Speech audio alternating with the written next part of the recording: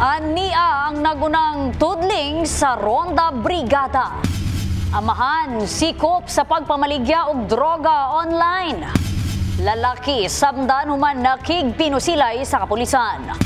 Samtang tulo ang samdan human mabangga ang 10-wheeler truck sa punuan sa kahoy. Ug depektibong escalator sa Jensen Airport gihisgutan sa SP.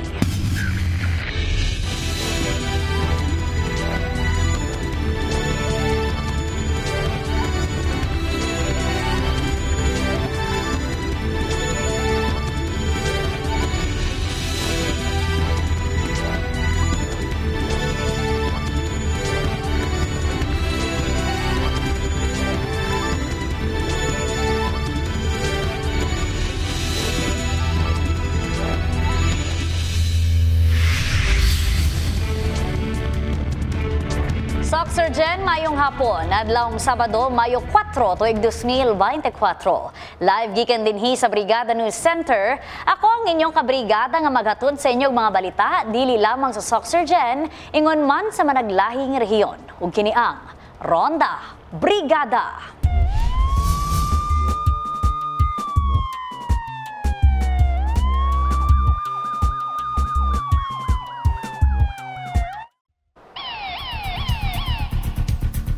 Upat ka mga individual ang sikop sa managlahing operasyon sa South Cotabato. Duha sa dinakpan, mag-amahan. Ibrigada mo, Richelle Gubalani.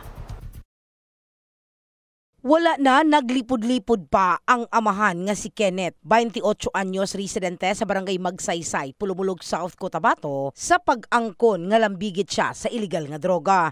Og online matod pa ang ginagamit sa pagpamaligya niini, pinaagi sa pag-drop sa illegal nga droga ngadto sa mi-order. Asa online usab ang mamahimong payment niini. Antong mga tawhan na to imong gika-transaksyon. Dili na ilan na online mga tanan. Paano sumabot sa imo ang drugs nga asa ginapadala? Biyaga mo na naman, drop mo na ako. So di mo magkaila. Paano ka mag-remit og kwarta? May Gcash ang yapon. Sa bahi ni Police Lieutenant Colonel Jenrick Midel, hepe sa presinto sa lugar, migula ang pangalan sa dinakpan nga lambigit sa illegal drug trade sa lugar. Yan talaga yung ating priority ngayon, no? Illegal drugs, lost firearm. Yun talaga ang pinaka-main target natin kasi gusto natin pigilan itong mga shooting incident sa ating area at saka palaganap ng illegal droga. Ang krimen kasi is lagi nag-imanit sa drugs. Sa maong operasyon, nakumpiska sa kapulisan sa maong dinakpan ang unom kaputos sa gituuhang shabu. Samtang nabungkag usab sa Philippine Drug Enforcement Agency, PDEA 12, ang gituuhang drug den sa Zone 8, Barangay Bula, Jensen, asa nasikop ang mag-amahan nga silang alias Serbando ug alias RG ug usa ka babayeng bisita nga si alias Rosita. Kaning drug den, March 2024 na atay mga nakuha na information na kaning sila nag-operate na po sila sa ilang balay nga o kaning kapamaligya dito. Usually, mga customers nila, mga tricycle drivers, mga pangista, mga construction worker daw, no? Pero, ang ilang operation ani, though 2024 na monitor nato na nag-operate sila drug den sa ilang balay, pero kaming dalawa nga ni, since 2021, nagadula na jud sila. Samtang padayong gipangita sa otoridad ang usa pa ka anak ni alias Serbando nga si alias Jasper nga kaninang nabalhog tungod sa susamang salaod. Na embargo sa operasyon ang nasa 38,400 pesos kantidad sa illegal nga droga ug mga drug paraphernalias. In the heart of changing lives. Kini sa Brigada Richelle Gubalani, Brigada News.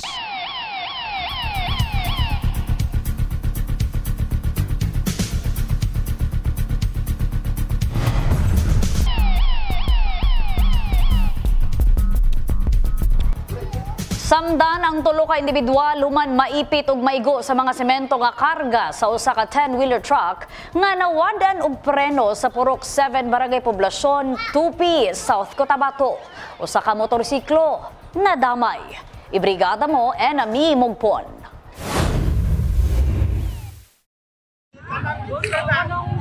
Dito na ang cellphone kasi sa ilong. Kasi ito na ang Nagkatag sa dalan ang mga kargang semento sa usa ka 10-wheeler truck ug naipit pa sa sulod niini ang driver ug helper human kini mabangga sa punuan sa kahoy sa Purok 7, Barangay Poblasyon, Tupi, South Cotabato. Nahitabo ang insidente alas 11:40 sa Udto, Mayo 3 sa kasamtangan nga tuig. Sa kakusog sa impact sa bangga, naputol ang dakong punuan sa kahoy sa nahisgotang lugar. Lakip naguba ang usa ka poste sa suga ug nadatugan sa mga semento ang nakaparking nga motorsiklo. Matod pa sa mga nakakita sa panghitabo, layo pa ang truck, nagserbato na ang driver, isip pasabot nga nawad-an na kini og preno. Wala katul na lost brake dito, ma'am. Pag-abot pa dito sa babaw, nag-alarm naman na. Alarm naman na. Hinog na siya. Sa maong panghitabo, nasamdan ang driver ug helper nga nakasakay sa truck. Lakip na ang usa ka motorista nga nadamay sa insidente ug kasamtangan pa nga nagpaayo sa South Cotabato Provincial Hospital. Samtang usa sab ka lalaki ang hapit matud pa mabanggaan sa 10-wheeler truck ug swerte nga nakabantay kini ug nakalikay. Gani nasamdan sab ang ihang wala nga kilay. Pagtabok siya dito, balik ko. Pagbalik na ako, ang truck, na-release yung brake. Bangga siya dito, ako apit mo ako banggaon. Kung ako dito kapon, patay ko ako, tabog guro dito sa piyak ba. Salamat nga si Ginoo kay ang ningon siya, kung harak si Ginoo, hindi ka pasagdan si Ginoo kung harak si Ginoo. Galing po ng from Jinsan, going Coronadal City. Pag-abot diri sa time of place of incident, incidentally na lost ang brake niya, then nagmalfunction. As a result, nag-swerve ang 10-wheelers, then lumihis siya ng daan, nabundol niya yung mga punong kahoy, may street light ata, nabundol niya. At the same time, yung isang tricycle attended by a certain Jansen. Gikuha na sumala pa sa tag-iya ang truck human nga nagkaaregluhanay. Nagpahimang no si Police Lieutenant Diaz sa mga driver nga kanunay susihon ang gimaneho ang sakyanan bag-o mo biyahe aron makalikay sa bangga. Akong apila sa mga motorista, lalo na sa mga truck driver, na always careful, i-check always ang kanilang tinatawag na blue baggage, yung bago mag-alis ng kanilang bahay. Kasi yung daan dito sa matulin, at saka kaya nga may speed limit tayo dito para maiwasan yung mga ganitong pangyayari. In the heart of changing lives, kini sa Enami Mugpon, Brigada News. Samdan ang usa ka lalaking residente sa Ularte Estate sa Barangay Labangal, Jansan, human naigo sa pakigpinusilay niini sa kapulisan. Ibrigada mo, Lizel Labaho. Natingala ug nakulbaan ang pipila ka residente sa Purokarding Ularte Estate, Barangay Labangal, Jansan, human makadungog og kusog nga buto kaniadtong Huwebes, Mayo 2 alas 2 pasado sa hapon. Paghulagway pa ni alias Tessa, murag dunay demolition sa ilahang lugar. Abi na mo ang nagpabuto ang amo ang mga land guard diri na nagabantay. Nya amo naman lang na anay ni sulod ng mga pulis. Wala paggawas na mo dire. Wala may kakuan nang adto na dito sa sapa. Kaysa sapa daw ingon nila. Nakadawat na lang matud pa og report ang Makar Police Station nga dunay nag-inom nga grupo sa kalalakinan asa nagdula matud pa og mga pusil. Daling girespondihan usab kini sa kapulisan apan una matud pa silang gipabutan. Pagpasok pa lang nila dun sa compound nung mga suspect natin, agad na nagpaputok po yung isa sa suspect natin, ma'am. This is na pwersa po yung ating mga PNP personnel na fire back din. Sa kasamang palad po, itinamaan po yung ating suspect. Samdan usab ang usa ka grupo nga nagpabuto og pusil nga si alias Ruel, 66 anyos, residente sa nasampit nga lugar. Samtang nakaikyas usab ang kaubanan niini. Yes ma'am, since in possession din sila ng firearm, ma'am, kasalukuyan po tayong nagkakandak ng follow-up operation para ma-identify po natin yung mga kasamahan niya po at mahuli po natin. Na-recover sa dinakpan ang usa ka caliber 45 nga pusil nga dunay unod mga bala. Mag-atubang usab og kasong may kalapasan sa Republic Act 10591 ang dinakpan nga anaa pa sa ospital. In the heart of changing lives, kini si Liza Labajo, Brigada News. Nabutang sa hot seat ang opisyal sa Jensen City Airport dungan sa insidente sa pagkadalinas sa pipila ka pasahero tungod sa depektibo nga escalator sulod sa maong paluparan. Ibrigada mo, Richel Gubalani. Sunod ang nahimong pangutana sa mga konsyal sa Jensen sa opisyal sa General Santos City Airport kalabot sa labing ulahing insidente sa pagkadalina sa escalator sa usa ka architect o ubang pasahero sa maong paluparan. Kanina sabi mo kakagawa lang nung escalator, 'di ba? At gusto nyong siguraduhin bago buksan from the contractor na pulido ang pagkakagawa. Andun po yung technician to it. Yes. So, pero according to Architect Mike, nung nahulog siya, nabuksan ka agad yung escalator. Gano'n to katotoo? Dahil ba yun sa pagka-depektibo ng stairs? To the chair, I'm not an engineer pero I would say na it's due to poor workmanship po. Alright. Madam Chair, na-disalign ng escalator human ang linog atong Nobyembre. Hinungdan nga wala usa kinigi paagian apan karon ang escalator sa arrival ug departure ang luwas ng gamiton. The Chair, first of all, we do apologize for what happened to Architect Ang. That was last March 22, I think, when he suddenly sleep on the stairs. So yun po, at the yung last 4 step po nung po siya na nag-sleep. So what was our action taken na ginawa po? We immediately close po yung ating arrival stairs. Because at that time, yung ating escalator ay kagagawa lang po. Meaning, it was, una siya pong nasira, I think mga around February. Then there was a series of inspection conducted by the contractor, which is the BT Loud. Giangko ni Gavina nga dili maayo ang pagkahimo sa moong pasilidad. Hinungdan nga gipaayo na nila kini sa kontraktor. Kahibaloan nga ilawom sa Department of Transportation ang gihimong rehabilitasyon sa airport. In the heart of changing lives. Kini sa Brigada Richel Gubalani. Brigada News.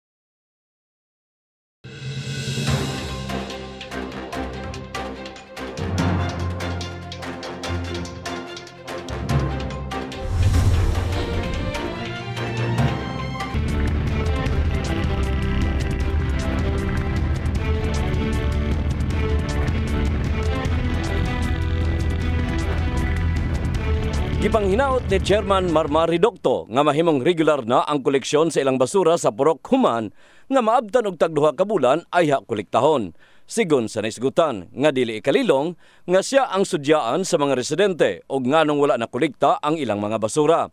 Tungod sa maong problema, giangko ni Ridocto nga siya ang wala nagkaagwanta o gipaabot na niini sa buhatan sa mayor ang ilang ngulo. Naurot naman, so para unta nga ang ilang schedule unta nga every week matuman unta, dili unta nga maabtan og tag 2 months para ang basura dili magtambak sa amang purok. Actually nalipay ko og dako kay simpre ang mga constituent nako sa kuha man pod nila ilabay nga nganong ilang basura hangtod karon daw atong mga previous nga bulan ganong wala nahakot. Sa bahin sa local government unit, giangkon usab sa mayor nga ang dayag nga wala pagkolekta sa mga basura sa nakalabay nga mga sinimana sa sentrong bahin sa munisipalidad. Sumala sa naisgutan nga giistorya niini ang municipal administrator aron nga makig-alayon sa barangay alang sa paghatag og solusyon sa maong problema. Isip hinandaling aksyon sigon sa mayor nga gipagamit niini ang mga ekipo nga motabang sa paghakot sa naisgutan nga mga basura. May obviously nga makita nato ang uncollected nga mga basura diri sa lungsod sa specifically sa poblasyon. So in quick response no nagpaano ta og duha ka dump truck no. Open man nato actually ato mga dump truck nga maga-support para ma-pick up ng mga basura. In the heart of changing lives, kini si Brigada Danny Case, Brigada News. Nitaas og 1.6% sa bulan sa Marso ning tuiga ang ihap sa mga Pilipinong pamilya ang nagutom o halos wala na'y makaon. Kakulangon sa mga oportunidad sa trabaho sa nasod, usa sa mga gituuhang hinungdan. Ibrigada mo, Lizel Labaho. Nitaas sa 14.2% ang ihap sa mga Pilipinong pamilya nga nakasinati og involuntary hunger base sa usa ka survey sa Social Weather Station. Mas taas kini og 3.5% itandi miaging tuig sa susamang panahon. Buot pasabot mao kini ang mga pamilyang nakabatig kagutom ug halos walay makaon kausa niaging 3 ka bulan. Usa dinhi silang Tatay Rufino Nicolas, asa ang pagpangita og ritaso sa bakal ang dugay ng panginabuhian. Depende na lang kung may kuano say makapanood to makapanihapon no. Kay mga senior naman godo na may trabaho. Adi lang ma-stress basta kanang basta at least makakaon lang po. Sa usa ka adlaw, halos kaduha na lang sila mukaon aron makatipid. Do naman good mga adlaw nga wala siya'y makit ang mga bakal. Swerte na lang sab kung makaginansya matud pa siya og 200 pesos pataas. Usahay kon mga magbaha niya makalutan ang mga bakal nga mga nabungkag makapanguha ko. Kung daghan ako makuha pod, dahil tag 18 ang kilo 17.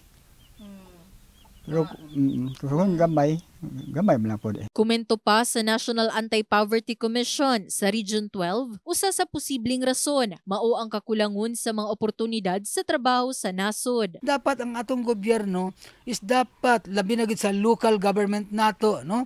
Nga instead nga mag-fund ka og mga ayuda, no? Dapat gamiton ang pundo resources nga mag-develop og mga industriya para una magdaghan ang atong industriya. At the same time, adunay opening para sa job opportunity sa mga taga sa mao nga lugar no nga makasulod og trabaho. Itandi bulan sa Disyembre ni aging tuig 2023 nga anaa lang sa 12.6%, ni taas og 1.6% bulan sa Marso ning tuiga ang ihap sa mga Pilipinong pamilya nga nakasinati og kagutom base sa SWS survey. Hinuon sa Mindanao gikan 12%, ni ubos usab kini karon ngadto 8.7%. In the heart of changing lives, kini si Lizel Labaho, Brigada News. At ang isa among pagbalik. Baradong kanal sa Purok Masunurin, Barangay San Isidro, Gensan, giaksyonan na. 27 million pesos igahin nga pondo sa pagpasimento sa duha ka dalan sa Barangay San Isidro, Gensan. Og sinako nga basura na kolekta atol sa cleanup drive sa Barangay Dadiangas North, Gensan. Kanang tanan sa pagbalik sa Ronda Brigada.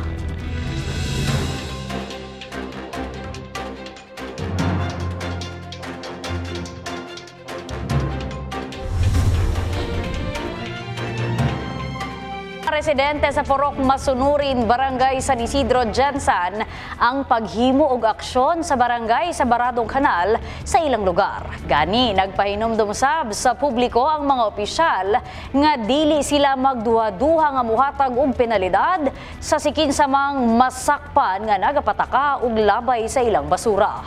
Ibrigada mo, Danny Case. Giaksyonan na sa barangay ang baradong imburnal nga nakamugna sa traffic og perwisyo sa mga motorista sa NLSA Road, Barangay San Isidro ning syudad. Pinaagi sa City Engineer's Office na hawas ang mga nakabara nga mga nagtapon og nga basura. Tungod sa pagkahawas sa mga basura, daling nitunhay ang dagan sa tubig na maoy ginapasalamatan sa mga residente. Maayo naman kay wala namang kasabal dito sa karsada gud, di naman maapaw. So wala ni perwisyo? Wala na. Kahibaluan nga usa sa naperwisyo ang naganegosyo nga si Alberto Samson nga nagatambak og balas sa atubangan sa ilang pwesto og nahimong kawang tungod sa pagkaanod. Nang hinaot na lang ang nahisgutan nga dili na mausab ang maong insidente tungod nga dili lang sila ang maperwisyo apan lakip na ang ilang mga customer ug mga estudyante nga nagaagi sa maong dapit. Nagpasalamat na kay ko kay giaksyonan gyud nila. Ganihang buntag lang ilahan ang nalimpyuhan niya. Tuloy-tuloy mura man ang kinahanglan ana, mawala lang iyang congestion niya sa sulod. So okay na karon. Sa bahin sa barangay, giangko ni Kagawad Pet Perez nga basura ang hinungdan og ngadong niawas ang tubig sa kanal. Sigon pa niini nga dugay na ang hisgutan nga problema og nang hidaot na lang kini nga maedukar na ang mga tawo nga dili mulabay og basura sa kanal sa NEA tungod nga daghan og maperwisyo. Basura talaga. Ever since, basura talaga ang na-cause ng mga problema sa ating mga kanal. Yan din ang kinasasakit ng ulo ng NEA, kasama tayo dyan, at saka ang barangay, na dahil sa may mga kababayan tayo na hindi pa talaga educated pagdating sa how to handle, how to dispose properly ang basura.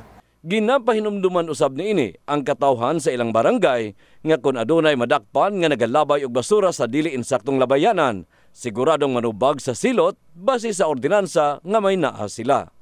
In the heart of changing lives, kini si Brigada Danny Case, Brigada News. Prioridad sa mga opisyal sa Barangay San Isidro ning dakbayan ang pagpasimento sa duha ka dalan sa Barangay San Isidro. Sigon ni Kagawad Pete Perez, mukabat sa 27 milyones ka pesos ang gigahin nga budget sa DPWH alang sa maong proyekto nga sugdan mismo sa Purok Neri. Apan sa pagpatuman sa maong proyekto, giangko ni Perez nga duna sila gihangyo ug kun asa kinahanglan manukad ang kontraktor. Ang pakiusap ko, kung pwede sana dito sa dugtungan itong dito sa SPED, paakyat doon kasi nandito yung need. Ito pagkakataon ko na rin siguro ito nasabihin, marinig ng mga tao na ang committee in charge po ng infrastructure ng Barangay San Isidro, nakikita natin na ang kailangan talaga mas simento kagad. Yun dito sa harapan ng SPED, paakyat doon. Sa Nere? Oo, sa Nere.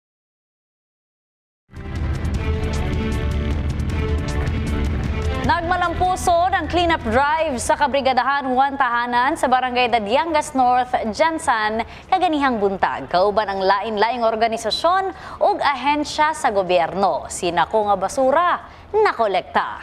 Ibrigada mo, Enami Mugpon.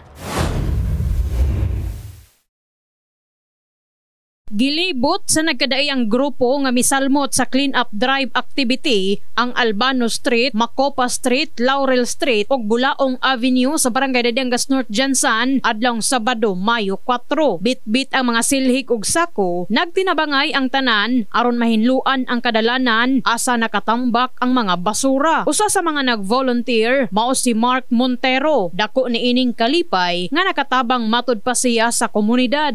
Nga mo karon kay sa advocacy mo po namo ni ang magkuha ng mga clean up drive kay for the purpose po nga ikuha mo ang environmental awareness kay to save Mother Earth.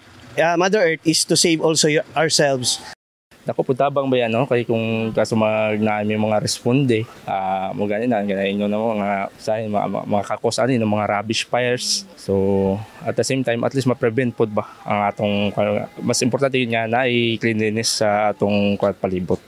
Kami ma'am sa airports ma'am, kanunay mi naga-suporta sa mga activities sa mga local NGOs, sa inyo ma'am sa brigada. So kani ma'am, continuous lang ato ang atong activity. Kung pwede siguro ma'am, every barangay magkaroon tayo ng ganitong pagtitipon ma'am. Kahibaluan, nanguna sa maong aktibidad ang Kabrigadahan Juan Tahanan, kaabag ang Barangay Dadiangas North o guban pa ang ahensya sa gobyerno sa Jansan. Sunod-sunod naman ang atong mga programa. Una, sugdan nato dire sa Barangay Dadiangas North. Kay among nabalaan, sila nanay local initiative ang barangay. Nga kada gayod Sabado, doon na sila target street nga pagalimpyuhan. So nakigtambayayong na lang ta tungod kay kinahanglan mangyud nga magtinabangay sa pagpanglimpyo sa atong lugar. So una-una magpasalamat ko sa Juan Tahanan na ni-join sa amo ang twice a month na clean up drive, no? So naami clean up drive gipatigayon ni punong barangay General San Saolon na every first and third Saturday of the month na naagyo may clean up drive sa barangay. So thank you very much, no, brigada, na ni-join mo sa among programa. In the heart of changing lives, kini sa enami Mogpon, Brigada News. Padayon gihapon sa pagdawat ang Kabrigada Foundation Incorporated alang adto sa mga kabrigada nato nga nanginahanglan og ginabang. Alang sa cash donations, mamahimo kining ipadala sa Kabrigada Foundation Incorporated Security Bank Account Number 0000557-60731. Alang sa in-kind donations, ipadala kini sa Brigada Complex nga nahimutang dinhilang sa NLSA Road, Barangay San Isidro, General Santos City. Ug sa mga gustong mahimong Brigada Volunteer, pwede pod kamo mudangop dinhi sa estasyon og magpalista. Mao ka na ang naglangkob sa Ronda Brigada karong adlawng Sabado. Mga istoryang 24 oras nga gitutukan sa news team sa Brigada TV. Kinatibuk ang pagserbisyo hatod alang sa publiko. Way sagol nga bakak tanan alang sa kamatuoran. Ako si Brigada Hana Perez, in the heart of changing lives. Ug kini ang Ronda Brigada.